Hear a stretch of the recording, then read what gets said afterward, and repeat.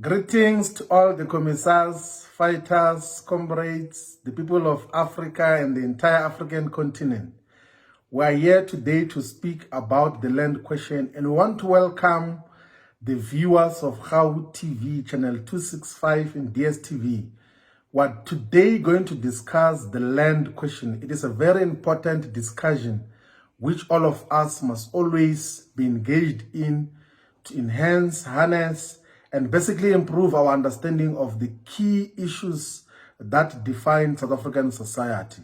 So today's focus is on the land question. The land question is a very important question in the history, the current, and the future of South Africa. So it is everything else that we are and what represents what should be the future. So comrades, you're all welcome to engage in this question. We might not exhaustively deal with all these issues. So we're going to, of course, take further engagements in our other platforms, which is Facebook, which is Instagram, which is Twitter, and a variety of other platforms. Those of you who can reach us through our structures, you will be able to reach us to then deal with this question on the land question. Now, let us start with the hardcore facts before we give a historical perspective of where we are today.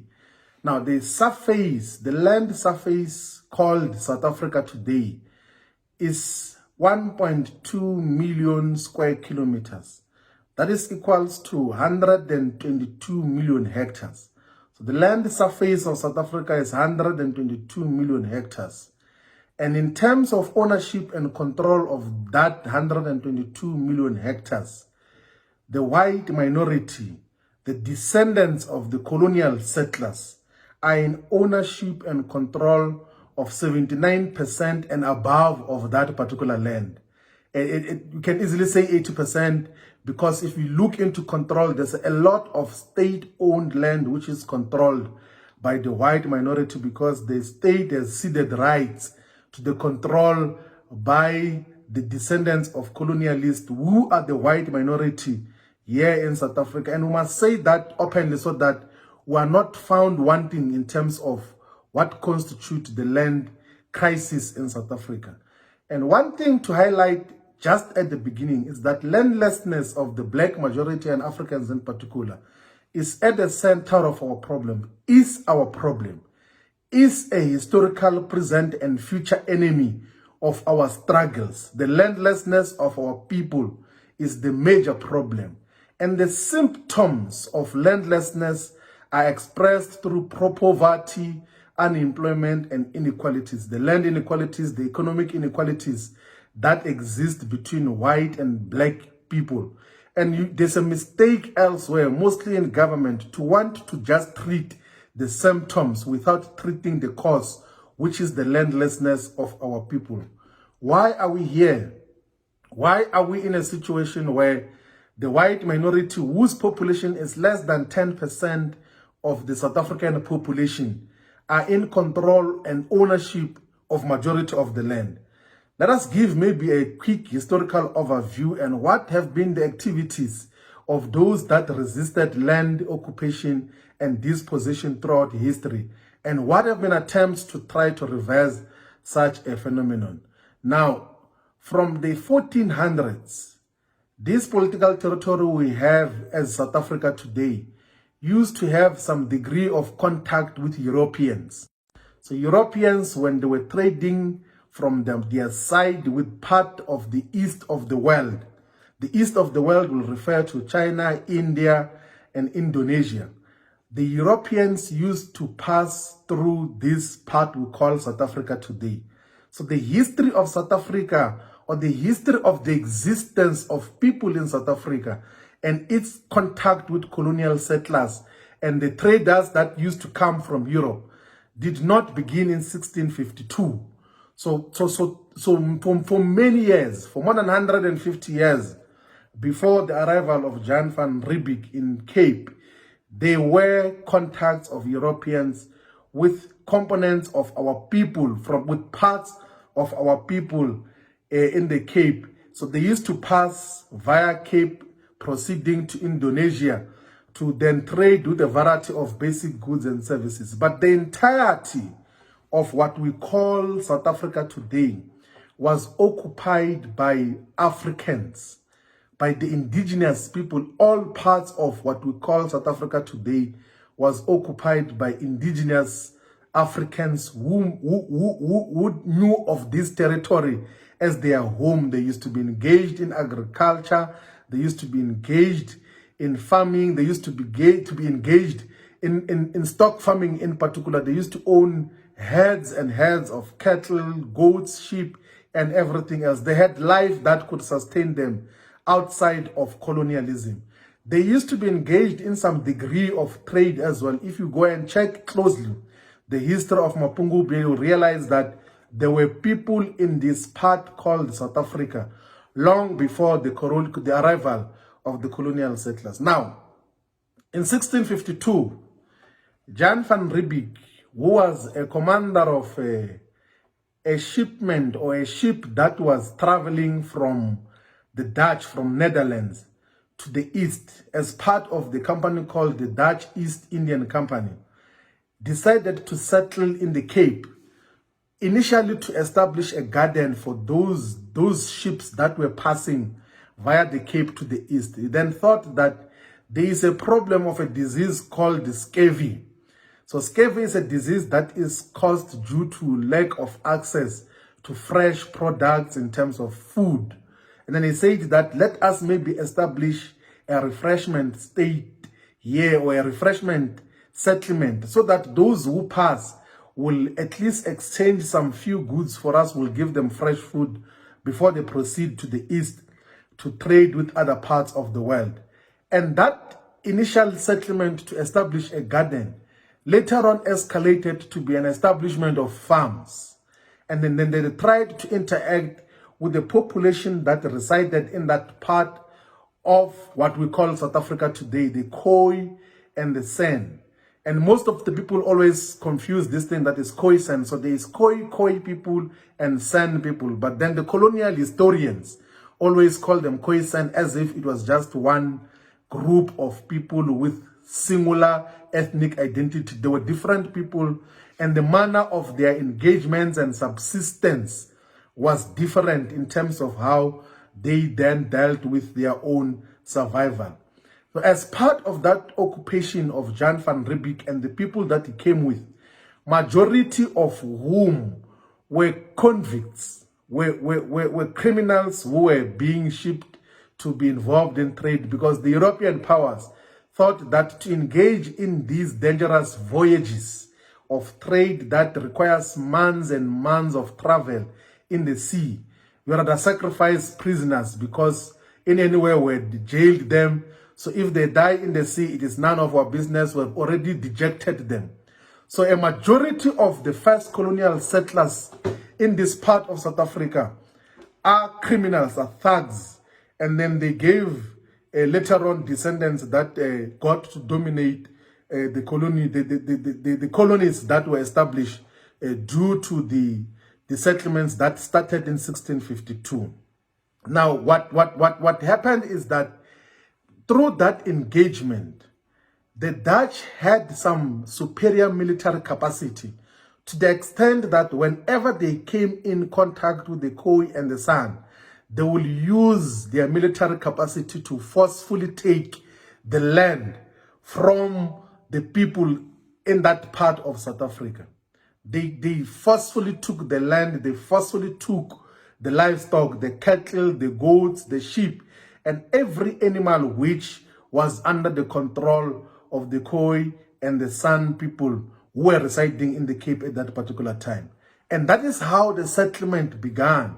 And as part of that project of colonial settlement, the early formations of the state began. They began to form a government of the Cape, which was led by Jan van Riebeeck, and they began to pass laws that was governing that particular territory. And then they began to import a lot of slaves from different parts of the world, because during that period, slavery was permitted, was legalized, was allowed by all the major powers of the world, particularly the United Kingdom.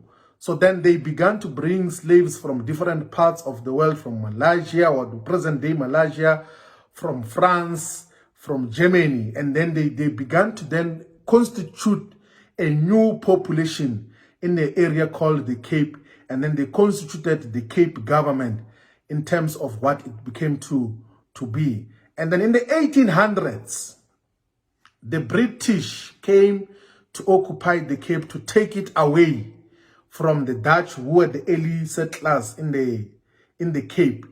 And when they occupied that area, they then abolished slavery.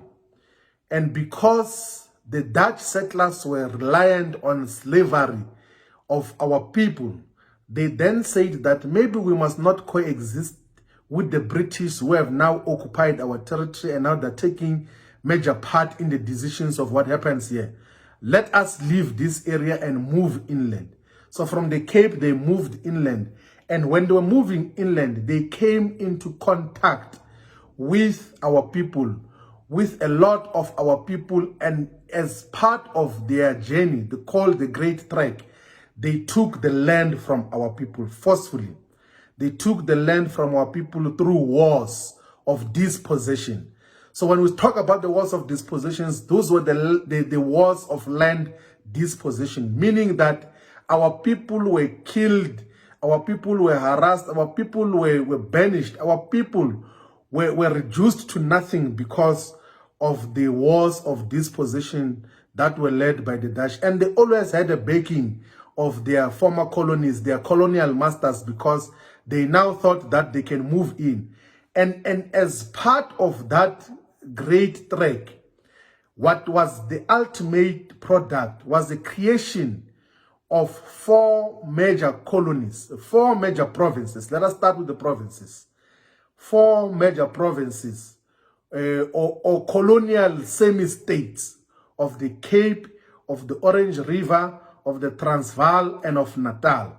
Then the Cape and the Natal provinces belonged to the British in terms of the official understanding of what happened during the wars that happened from the 1800s onwards. And then the Transvaal and the Orange River colony belonged to the Dutch descendants. We are called the Afrikaner today, the African-speaking descendants of the Dutch colonizers. That is what happened. Now, in 1899, between 1899 and 1902, after they defeated all of us, they then fought amongst themselves and reached a settlement in 1902 to say that they must end all wars because they must now coexist, but they must now appreciate that Britain is the colonial master of all the 4 provinces. So Britain was the colonial master because they won the war, the so-called Anglo-Boer War, which involved a lot of our people. Black people were involved in the so-called Anglo-Boer War, and a lot of them lost their lives as part of that. And then after 1902 settlement, in 1909 until 1808 and until 1809, the whites only, they constituted a national convention that later on resolved on the formation of a political territory we call South Africa today. Then they then said that if we're going to unite these 4 provinces into one country, let us subdivide the administrative capitals and let us separate the legislative capital and the judicial capital. That is why we have got parliament in Cape Town today. It was a resolution of the colonial settlers who were now discussing to share power amongst themselves to say that the legislative capital must be Cape Town, the administrative capital must be Transvaal, which is Pretoria, and then the judicial capital will be Bloemfontein, which still hosts the Supreme Court of Appeal in Bloemfontein today. And Natal was given a commercial deal on completion of a railway project, which the governors of Natal that time were saying is urgent. So that is what happened throughout history. And what were the activities of our people? So I had explained already that throughout the Great Trek, the wars of dispossessions, our people fought but were defeated. Were conquered in almost all the battles. We were conquered by the superior military guns and armaments that were brought by the colonial invaders. And the struggle from the late 1800s took a different form, from the physical resistance to now try to organize political formations.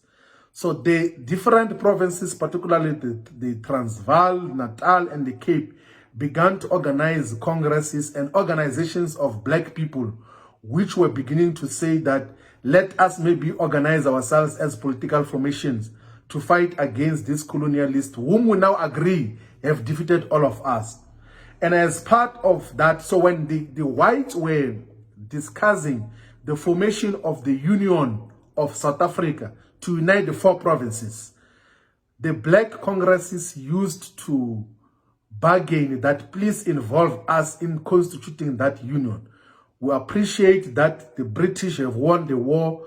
They are part of those, that they are actually the core colonial master of the 4 provinces. But please involve us. We are not going to disrupt the colonial establishment that has been established due to the colonial conquest that has occurred on our people. So it is upon that basis that the South African Natives National Conference was earlier conceptualized to say that perhaps all these congresses from the different parts of the provinces of what we call South Africa today should form themselves into a national organization which is going to represent the interest of black people in a white establishment. Now, in 1910, these 4 colonies were launched as one unitary state and government. So the British Parliament in 1909 passed something called the Union of South Africa Act. The Union of South Africa Act was to establish the Union of South Africa. So the Republic of South Africa was previously called the Union of South Africa, which was the unity of the 4 provinces. Now to try to legislate and legalize the land disposition that had happened before.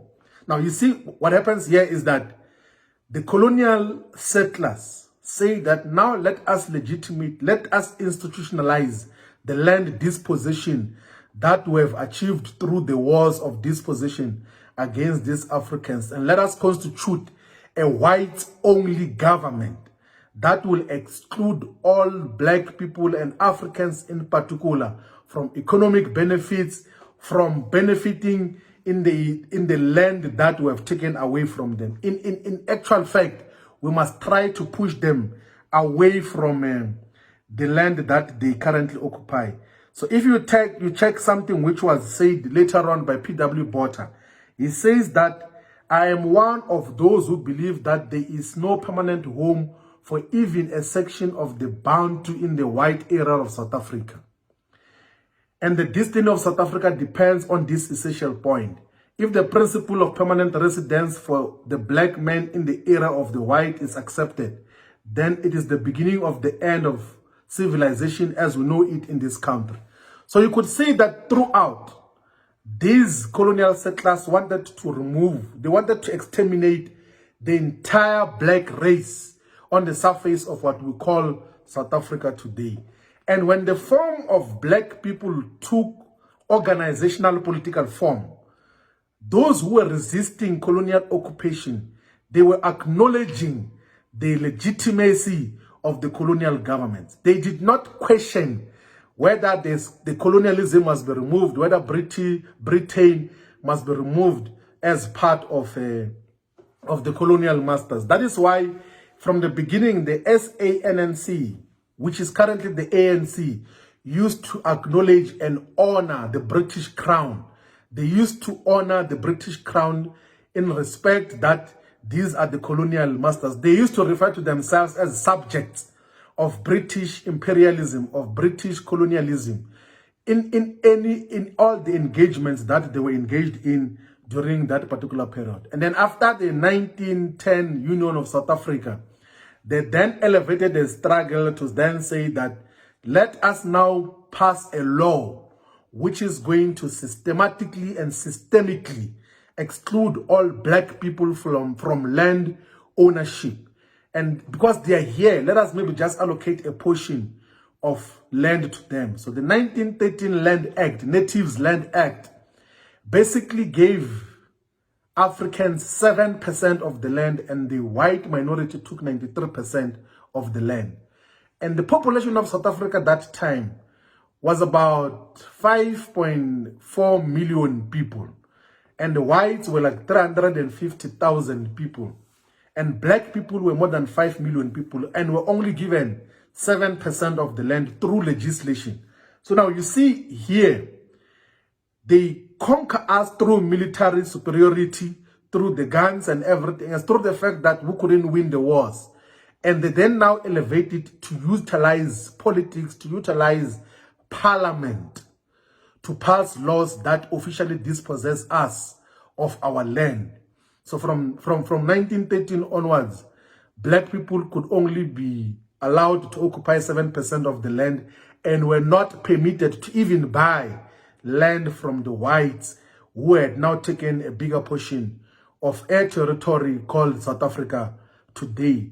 And one thing that used to happen that time, because this Union of South Africa was under the colonial administration of the Great Britain, or the so-called Great Britain, the leaders now who had now formed an organization called the South African National Natives Congress in 1912 in response to the Union of South Africa, they used to send petitions and deputations. So deputations is a delegation that used to be sent to Britain to beg for rights of black people within the colonial state. That happened. One of those delegations was led by the first president of the SANNC, John Langalibalele Dube, and it was composed of Hubusana, Sam Msane. It was composed of Mapikela and Sol Plach, who was the first SG, Secretary General of the SANNC.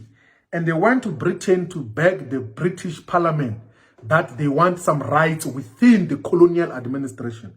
And part of what they said in their petition, the good thing about this is that these petitions are now published in a book called, the book is called From Protest to Challenge.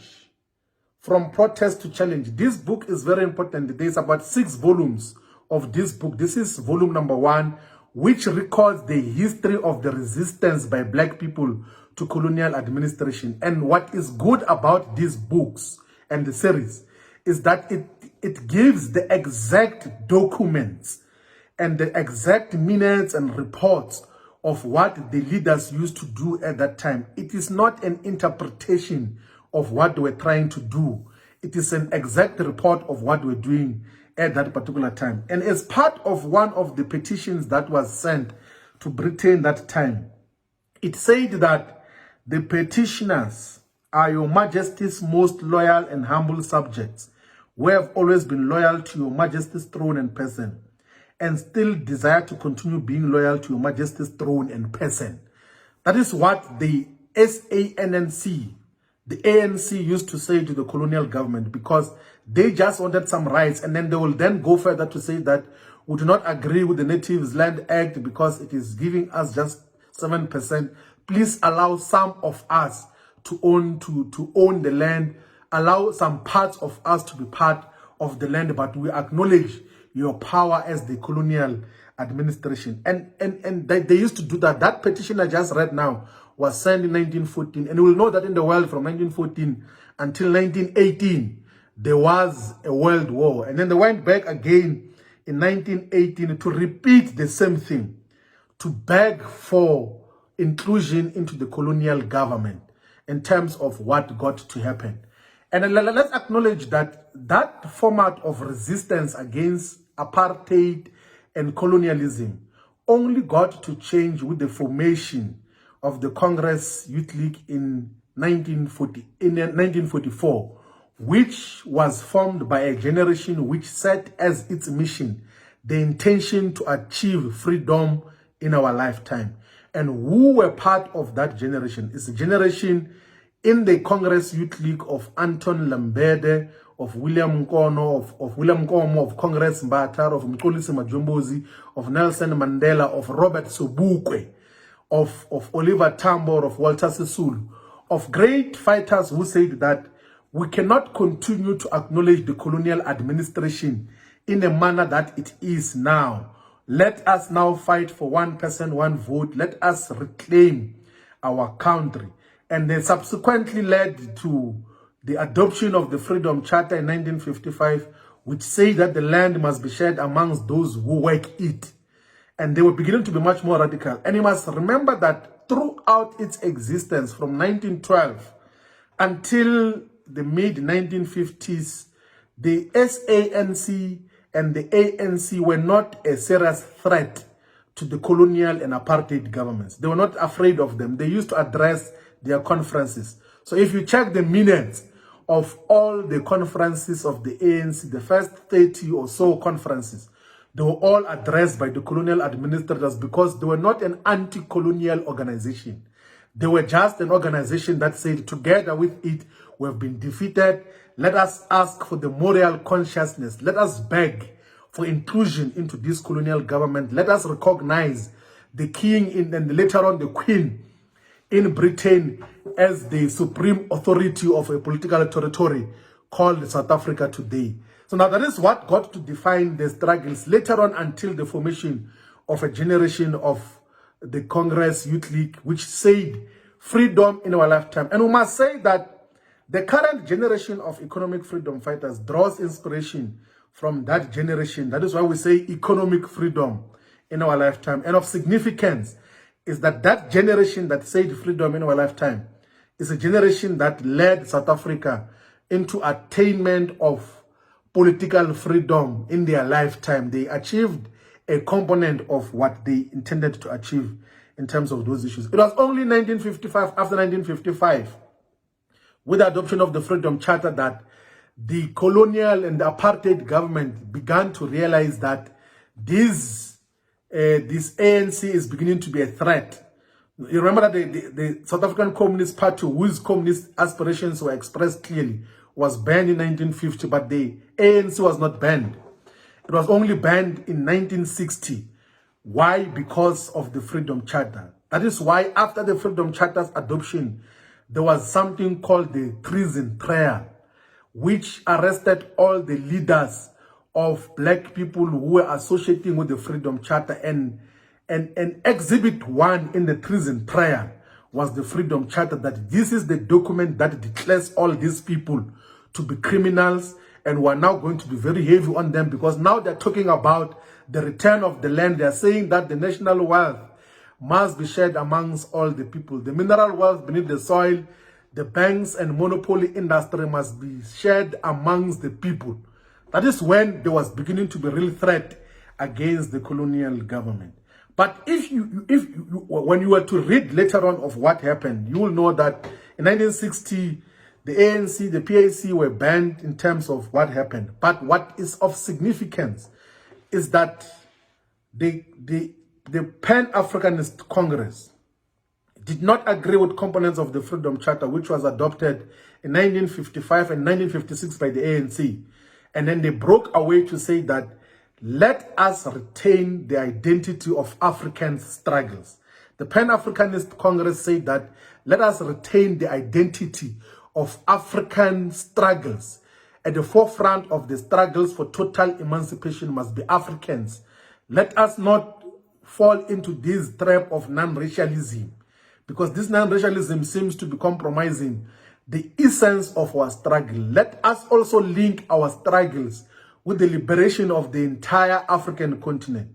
That is why it got called the Pan-Africanist Congress that got to of Azania, that got to then lead the struggles. And one of the things that we must highlight is that when the PAC led the resistance struggles against the past laws, it was now beginning to be the most formidable formation in South Africa. And that is why the apartheid government immediately isolated Robert Sobukwe.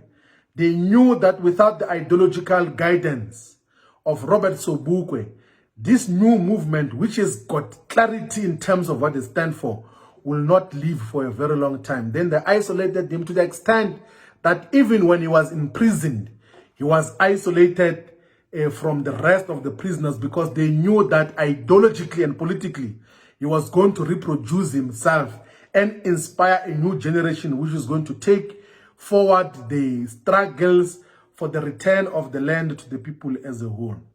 You will know that the liberation movements were banned, PAC, ANC, and then the leaders were arrested and imprisoned through the trial which got to arrest and imprison Nelson Mandela, Govan Mbeki, Walter Sisulu, and all Mlangeni and all those Rivonia trialists who were now arrested because the Congress movement was beginning to say, let us engage in armed struggle to resist against the colonial settlers and apartheid. This history is important because immediately they were arrested and the movement was banned.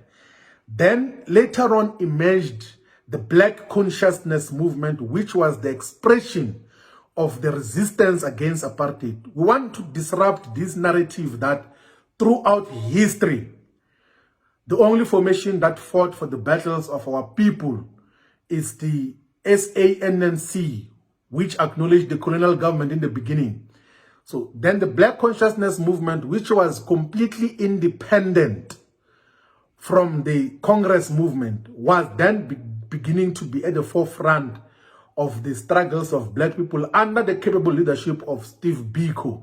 So those are the people who then took the bat and they took the spears from the generation that was suppressed, that was arrested, that was banished, that was exiled, and then fought for our struggles. And there was a dynamic relationship between what was initially a student struggle with the struggles of our people.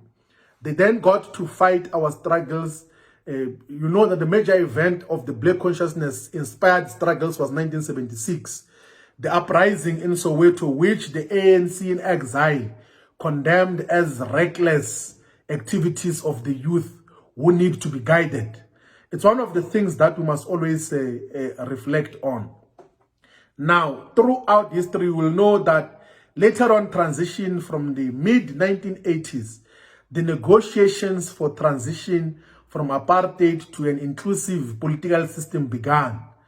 And from that period, the white establishment, particularly capitalists, are the ones who began to say that let us negotiate with the political leaders, particularly the leaders of the ANC in exile, to substitute apartheid with a black government, and we must continue to do business as usual.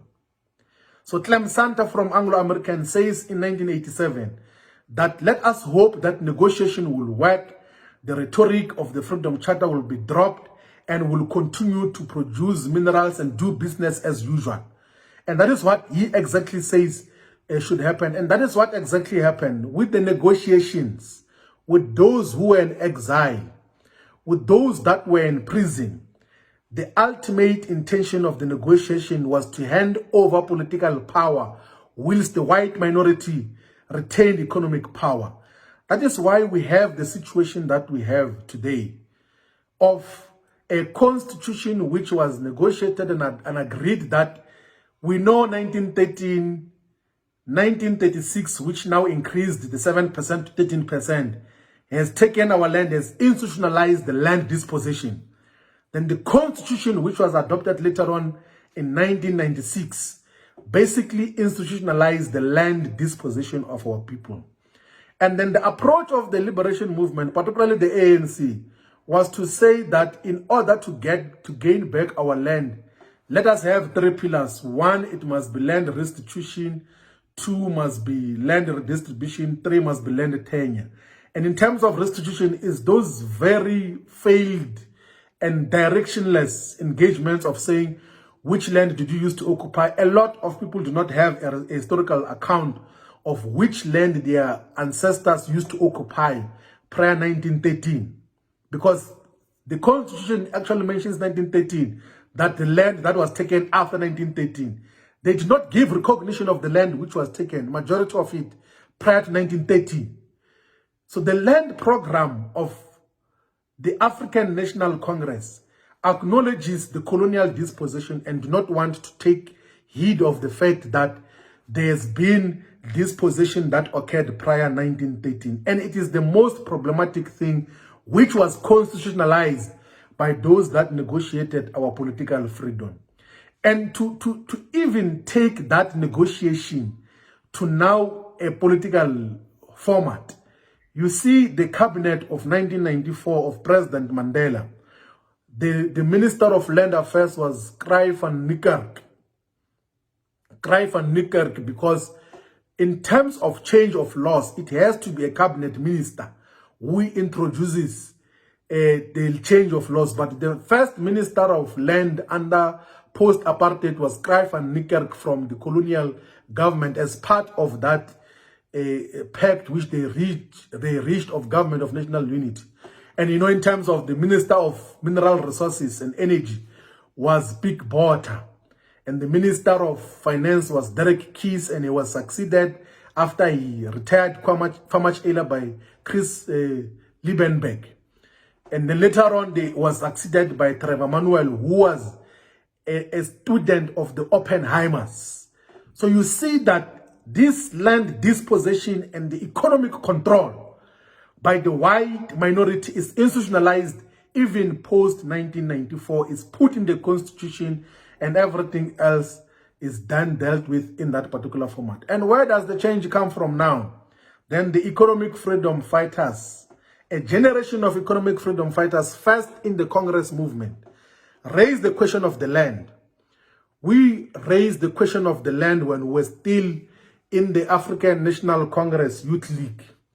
And as a matter of fact, they might have edited the resolutions now. In the 2010 National General Council, we then were able to persuade the National General Council on two major things. One was to say that there must be nationalization of all the mines. Two was that we must leave the willing buyer, willing seller principle because it has failed. Basically saying that government must begin to expropriate land without compensation. And we, all of us, know the consequences of the core of that fighters for economic freedom in our lifetime. What happened to them, mostly due to the pressure from the capitalist establishment in South Africa. And we know now that the economic freedom fighters then took an organizational form, an expression from 2013 onwards. And at the center of the struggles of the economic freedom fighters is expropriation of land without compensation.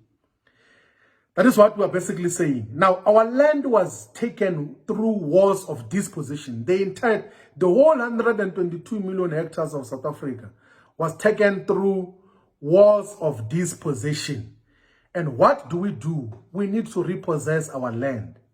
We need to repossess the whole of South Africa. The founding manifesto of the EFF says that we should make the state to be custodian of all South Africa's land in the same way all mineral rights were made to be under the custodianship of the state through the Minerals and Petroleum Resources Development Act.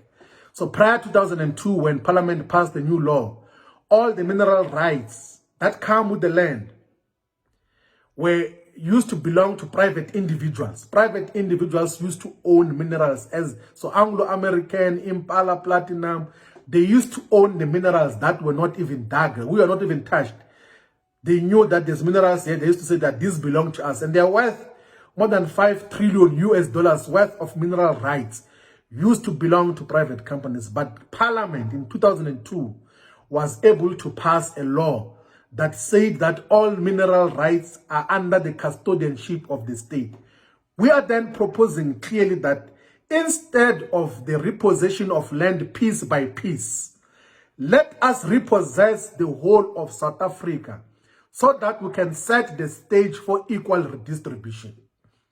So we must then pass a law that says that the state is custodian of all South Africa's land so that we can redistribute it to all the people equally. And the redistribution must mirror the population composition and demographics of South Africa, meaning that because we are 80% of the people in South Africa, we should own 80% of the land in South Africa, or a minimum of 80%.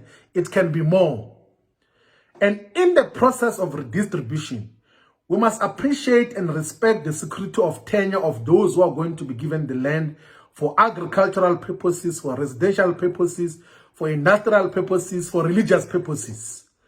So we must then redistribute the land equally.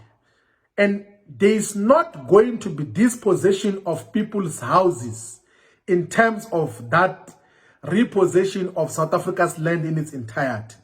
We're not going to say that you no longer own your house. You'll continue to own your house. You will change your agreements with whoever has been your financier for the house, but now with an appreciation that the state is custodian of all South Africa's land. Why do we take that approach?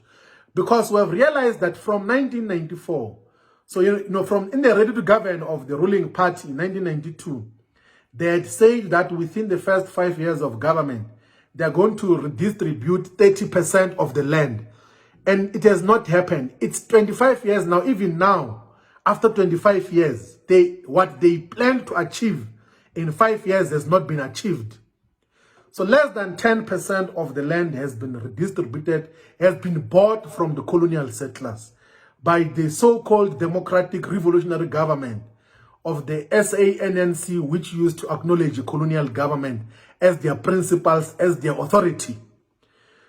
So what do? We now need to repossess the whole of South Africa by passing legitimately a constitutional amendment that would say that the state must be custodian of all of South Africa's land so that we can equally redistribute it.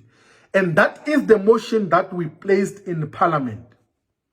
That is the motion which was led by the Commander-in-Chief on the 27th of April 2018 to say that we must begin to change the constitution to allow for expropriation of land without compensation.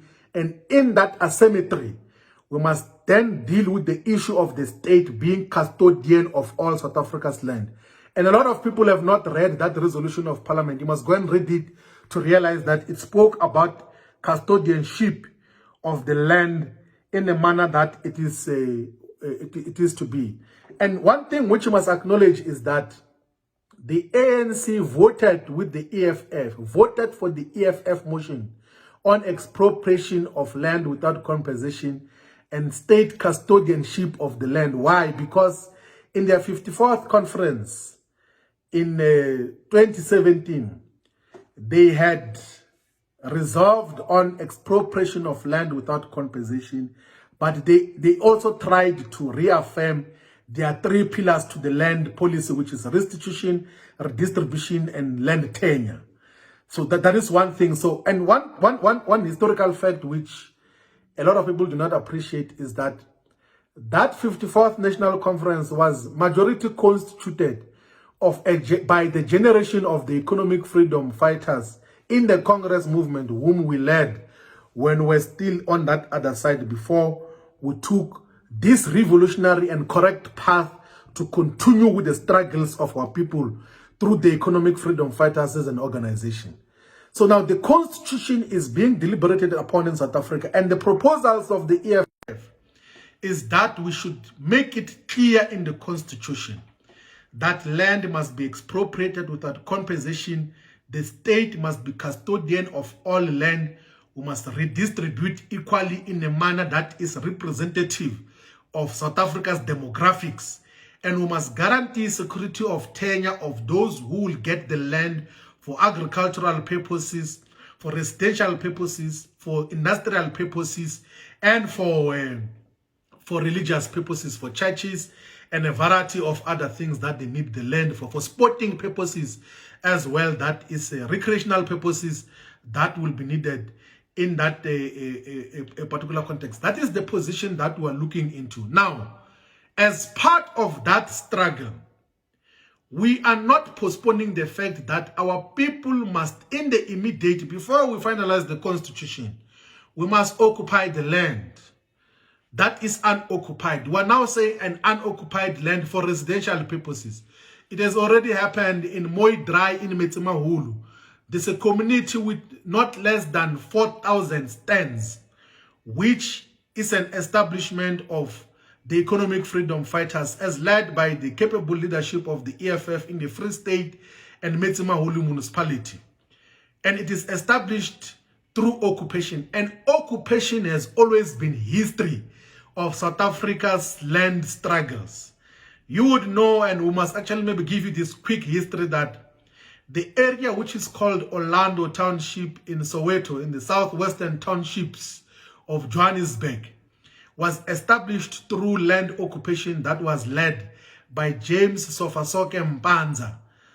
So James Sofasoke Mpanza occupied that area called Orlando. He was the leader of the occupation struggles in Orlando. Orlando is the most celebrated township possibly in the world because it has got a street, Vilakazi Street, which is resident of two Nobel Peace recipients, Nobel Peace Prize recipients, Desmond Tutu and former President Nelson Mandela. Orlando was a home of Walter Sisulu. Orlando, until her passing away, has always been a home of Winnie Nomzamo Madikizela Mandela. And that area was established by James Sofasoke Mpanza through land occupation.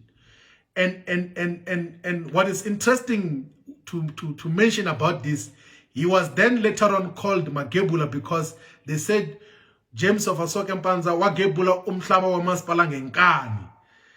And he is the one who founded the Orlando Happy Boys, which was an organization, which was an establishment which later on became Orlando Pirates FC. That is why Pirates FC is called Ezikama Gebula. They are referring to James Mpanza. Ezikama Gebula or Gebula Mhlaba wamasipala ngenkani. So that is where it comes from. So land occupation has always been in the DNA of the land struggles of our people. So we need to, as part of these land struggles, when we are preparing to repossess our land for equal redistribution, we should continue with the struggles for land occupation of the land that is not occupied, so that we can then begin to benefit our people. Now, the state can guarantee security of tenure for those who are given the land by the state for industrial or residential or agricultural purposes. Currently, the small portion of land which is owned by the state, majority of the times is leased to people to utilize it for certain periods of time. So the state-owned farms are leased to people to use, and they use it, and when they're no longer using it, they return back to the state. The land which is owned by the state in the forestry is being utilized on lease basis by those who are using it, and then they take it back to the state. In terms of the industrial development zones or the special economic zones, all land of special economic zones is owned by the state. And that is where majority of foreign direct investment is happening. And those investors are guaranteed security of tenure in those areas. In Kucha, IDZ, in East London, IDZ, in Dubai Trade Port, in Atlantis, in Richards Bay. There's an establishment of SEZ in Harris Smith area. There's an establishment of SEZ in Musina. There's going to be an establishment of SEZ in Pretoria, in OR Tambo as well, around OR Tambo Airport. All of that land is going to be owned by the state, and it is going to guarantee security of tenure for all our people. Comrades, as part of taking the spear from the fallen heroes and heroines who fight against the land occupation, let us all be determined to take up that spear and fight for the return of our land, and we cannot do that piece by piece.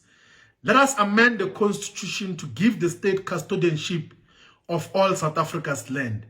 Let us take the land so that we are able to benefit meaningfully, all of us. The problems of poverty, the problems of inequalities, the problems of joblessness are going to be resolved because of got our land. And those who are going to be involved in agriculture must be given support by the state in terms of bulk systems of irrigation and later on off-take of all the agricultural products. Government must build capacity to off-take all the agricultural products from the farms owned by black people. Government is currently the biggest consumer, single consumer of food products for these food schemes that are happening everywhere, including the school feeding schemes, the food parcels that are being distributed, including now during the corona lockdown.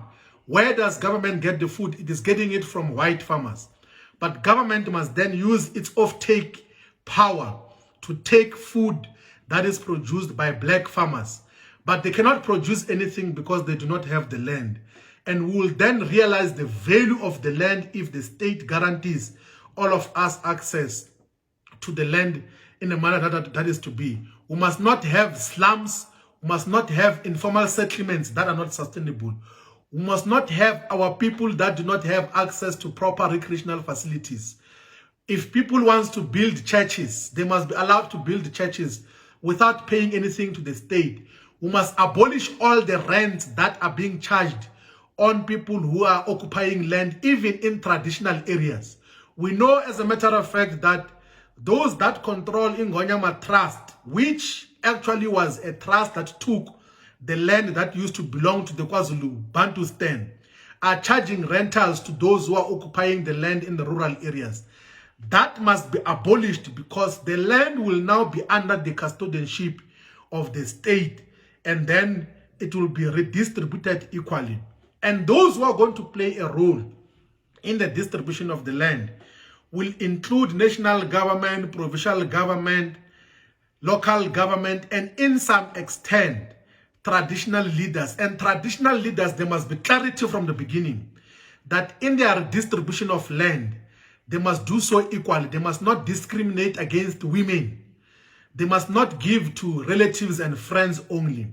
They must not engage in violent activities that will force the occupiers of that land to do wrong things or to bow to their rulership. We must democratize the institution of traditional leadership. We respect the institution of traditional leadership, but it must be democratized. It must have fair values in a manner that it is. So all of us, we have an obligation, whenever Parliament deliberates on land expropriation without compensation, let us raise this voice. We have got a historical commitment to take the baton, to take the spear from Bambata, who fought, and he was defeated, he was killed by the colonial settlers. We have to take up these struggles so that we get access to our land equally. That is what we need to engage ourselves in. Do not listen to anyone that says that our rightful claim to our land is disruption. Disruption was the wars of dispossession. So anyone who says that to reclaim what belongs to us is disruption is not being honest. So comrades, all of us, we have a generational obligation to fight this struggle. We have given you the clearest context. We must not be sellouts. We must not be like those that came in some part of our generational struggles. And there's a worrying trend that is beginning to show, that is beginning to replicate the founders of the SANNC. It looks like that those genes are beginning to show up now.